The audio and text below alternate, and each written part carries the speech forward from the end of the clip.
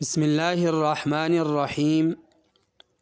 مسلمان معاشرے میں قبروں کو پختہ کرنے کا جو رواج ہے یہ اس حد تک بڑھ چکا ہے کہ عوام تو عوام، اچھے خاصے پڑھے لکھے سمجھدار معاشرے کے اندر جو دیندار لوگ سمجھے جاتے ہیں وہ بھی قبروں کو پختہ کرنے میں لگے ہوئے ہیں۔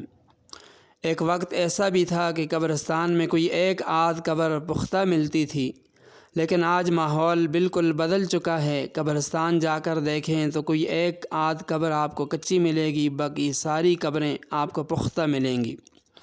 پھر ماربل اور قیمتی پتھر کا استعمال بے دریغ استعمال ہوتا ہے، اور یہ سراسر ناجائز اور اسراف کے زمرے میں آتا ہے۔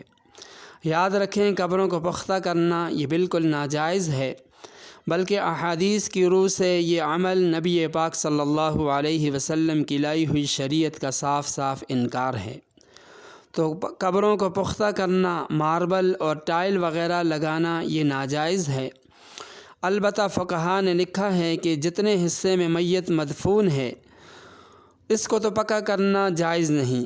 اس سے ہٹ کر اگر باقی زمین پر پتھر وغیرہ یا سیمنٹ کر دیا جائے تو اس کی اجازت ہے، تاکہ قبر کا نشان باقی رہے، وہ مٹ نہ جائے۔ لیکن اس کے اندر بھی فقہا نے لکھا ہے کہ دو چیزوں کا خیال رکھنا نہایت ضروری ہے۔ نمبر ایک، اس کام کے لیے بالکل سادہ پتھر استعمال کیے جائیں۔ ماربل، ٹائل، زیب و زینت والا کوئی بھی پتھر استعمال نہ کیا جائے۔ نمبر دو، قبروں کے اوپر قبہ نما حجرہ بنا کر چھت نہ ڈالی جائے۔ تو صاحبو، یہ دین ہے، یہ شریعت ہے، اس کا مذاق نہیں بنایا جائے۔ جو چیز نبی پاک صلی اللہ علیہ وسلم، حضرات صحابہ کرام نے جس کام کو نہیں کیا اور جس کام سے منع کیا، تو مسلمان کا کام یہی ہے کہ وہ اس سے رک جائے۔